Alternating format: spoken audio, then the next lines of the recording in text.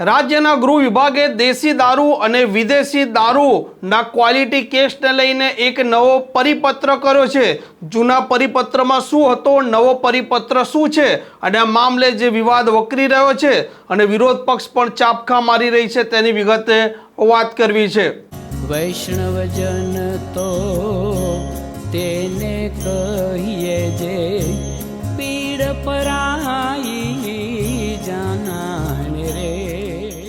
નમસ્કાર, આપ જોઈ રહ્યા છો નવજીવન ન્યૂઝ અને હું છું આપની સાથે તોફિક ગાંચી। ગુજરાત રાજ્યમાં દારૂબંધી છે, પરંતુ આ દારૂબંધી પેપર પર છે, આવા આરોપ અનેકવાર વિરોધ પક્ષના નેતાઓએ લગાવ્યા છે અને ગુજરાતમાં દારૂ પકડાય છે તે પણ એટલી જ વાસ્તવિકતા અને હકીકત પણ છે।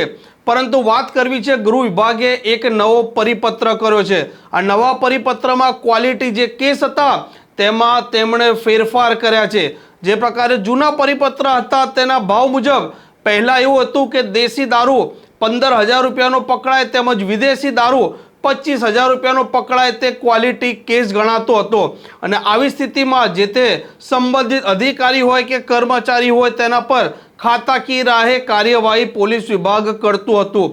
પરંતુ ગઈકાલે ગૃહ વિભાગે એક નવો પરિપત્ર કર્યો છે, જેમાં તેમણે ચોખવટ કરી છે કે હવે 1 લાખ કે તેનાથી વધારે જે દેશી દારૂ તેમજ 2.5 લાખ કે તેનાથી વધારે જે વિદેશી દારૂ પકડાય છે તેને ક્વોલિટી કેસ ગણવામાં આવશે। અત્યાર સુધી મોટા ભાગે એવું થતું હતું કે 15,000 અને 25,000નો જ્યારે કોઈ ક્વોલિટી કેસ બનતો ત્યારબાદ સંબંધિત અધિકારી અને કર્મચારીને પોલીસ વડા અને જે તે જિલ્લાના વડા તેમને સસ્પેન્ડ કરતા હતા।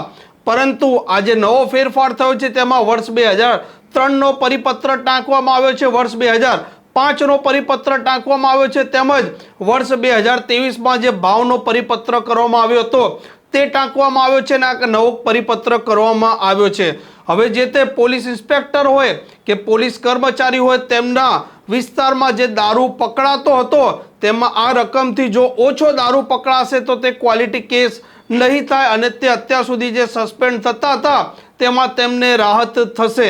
આ મામલે વિરોધ પક્ષ મેદાને આવ્યું છે અને વિરોધ પક્ષના નેતા જે કોંગ્રેસના છે તેમણે સરકારી બાબુઓને આ મામલે આડે હાથા લીધા છે। તેમના પણ આરોપ આપ સાંભળી લો। અત્યાર સુધી ગુજરાતના કાયદાઓ એવા હતા કે કોઈ પણ પોલીસ સ્ટેશનના તાબામાંથી 15,000નો દેશી દારૂ અને 25,000નો વિદેશી દારૂ પકડાય તો એ પોલીસ સ્ટેશન જવાબદાર, એનો અધિકારી જવાબદાર, એના ઉપર કાયદાકીય ખાતાકીય તપાસ થતી હતી, એના ઉપર બંધનો પણ હતા। આજે 2 દિવસ પહેલા આ ભાજપાની સરકારે, માફ કરજો, આ બાબુઓની સરકારે એક તગલગી નિર્ણય લીધો કે કોઈ પણ ગુજરાતના પોલીસ સ્ટેશનના તાબામાંથી 1 લાખ કરતા ઓછો દારૂ અને 2.5 લાખની કિંમતનો વિદેશી દારૂ પકડાય તો એમાં કોઈ પણ પોલીસ સ્ટેશન કે પોલીસ અધિકારી કે કર્મચારી જવાબદાર નહીં, એને મુક્ત કરી દીધા। આ હતા કોંગ્રેસના પ્રવક્તા મનહર પટેલ। તેમણે કહ્યું છે કે ગુજરાતમાં દારૂબંધી છે, પરંતુ આ સરકારી બાબુઓનું રાજ છે અને દારૂબંધીના રાજમાં આ પ્રકારે પરિપત્ર થવાથી દારૂ છે તેનો વ્યાપ વધશે, તેનું વેચાણ પણ વધશે, આવા તેમના સીધા આરોપ છે। જો કે આ પરિપત્રમાં બહુ સીધી વાત છે કે અત્યાર સુધી જૂના જે નિયમો હતા તે નિયમોમાં ફેરફાર કર્યા છે અને નવા નિયમો લગાવવામાં આવ્યા છે। નશાબંધી અધિનિયમ 1949ના જે સમયાંતરે પરિપત્રો થયા છે તેમાં આ એક નવા સમયની જરૂરિયાત મુજબ હાલની જે પ્રકારે મોંઘવારી છે અને હાલમાં જે પ્રકારે દારૂના ભાવ છે તેને લઈને આ નવો પરિપત્ર કરવામાં આવ્યો છે। પરંતુ ગૃહ વિભાગે આ દેશી દારૂમાં જે 200 રૂપિયા પ્રતિ લીટર દારૂ ગણ્યો છે, જ્યારે વોશની કિંમત 25 રૂપિયા ગણી છે, પરંતુ તેમાં ગૃહ વિભાગે ક્યાંક ને ક્યાંક તેઓએ ભૂલ કરી હોય તેવું લાગી રહ્યું છે। કેમ કે ગુજરાતમાં દેશી દારૂ 30 રૂપિયાથી 50 રૂપિયાના ભાવે જ વેચાતો હોય છે અને ગૃહ વિભાગે તેનો 200 રૂપિયા ભાવ પણ ગણ્યો છે।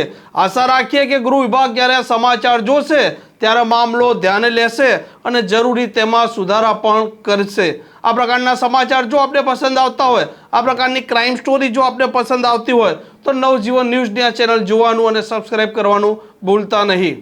વૈષ્ણવજન તો તેને કહીએ જે પીડ પરાઈ જાના। જાણે રે